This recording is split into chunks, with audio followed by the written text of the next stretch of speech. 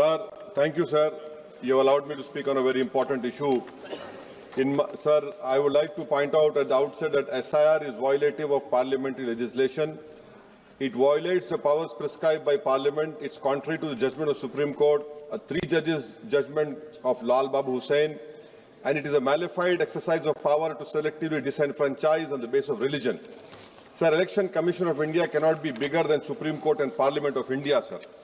Sir, may I point out to you, sir, the representation of the RP Act of 1950 and Registration Electoral Rules 1960 prescribe that inclusion in the electoral roll will be based on self-declaration of citizenship backed by one of 6 documents of identity prescribed in Form 6 of 1960 rules, including Aadhaar.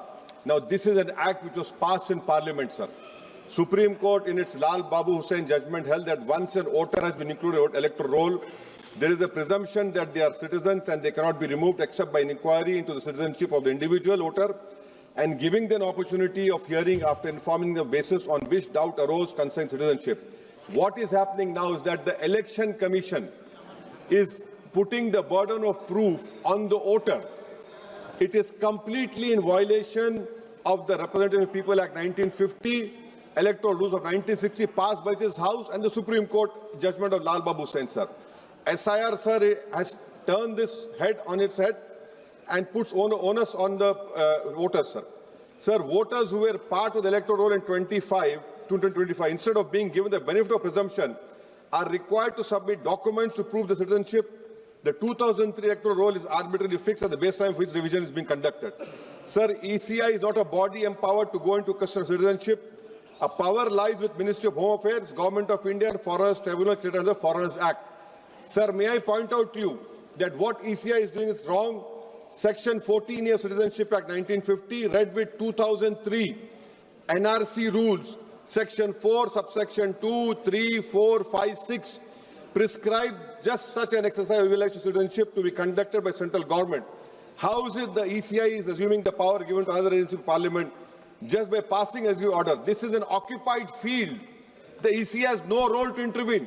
Sir, as per the ECI release, 65 lakh voters were included, whose names were included in the electoral roll after the commencement of SIR exercise omitted from draft roll published on August 1, 2025.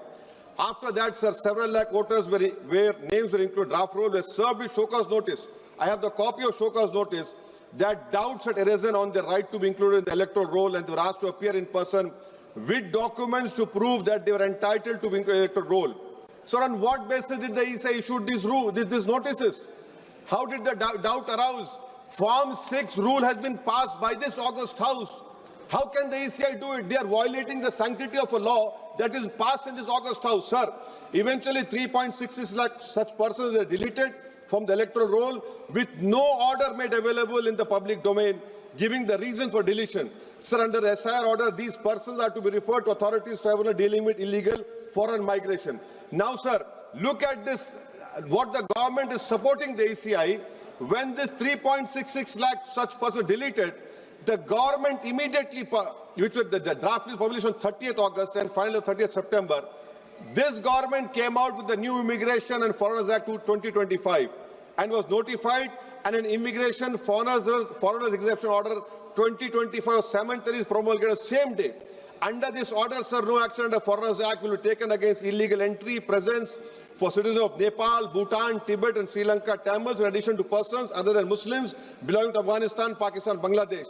Sir, when Supreme Court is seized on the petition of CAA, government issues a foreign exemption order. Why? Because they realize that in this 3.66 lakh, there can be people more than the non-Muslim also to protect them.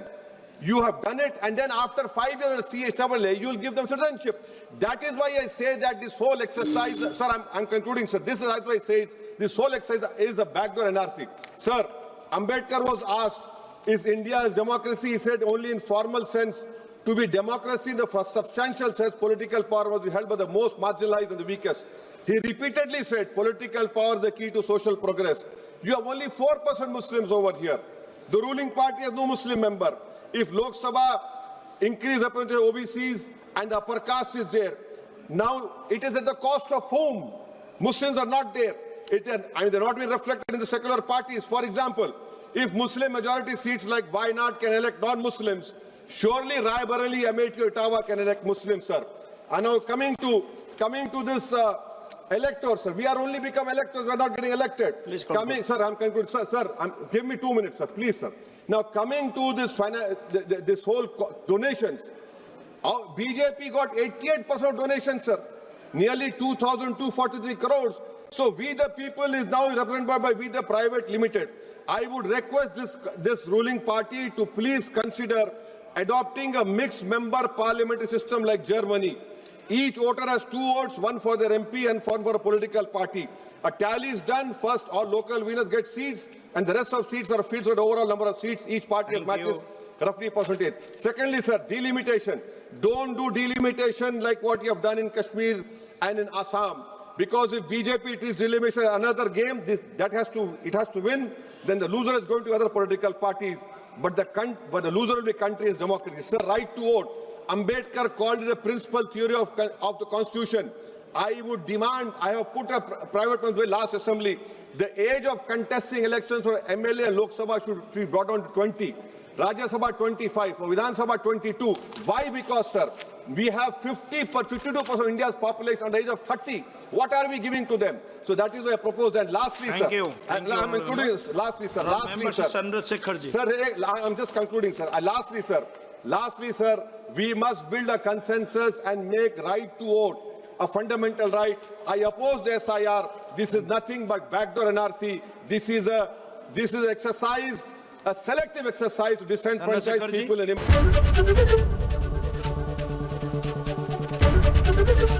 ABP Ganga, खबर आपकी, जुबान आपकी।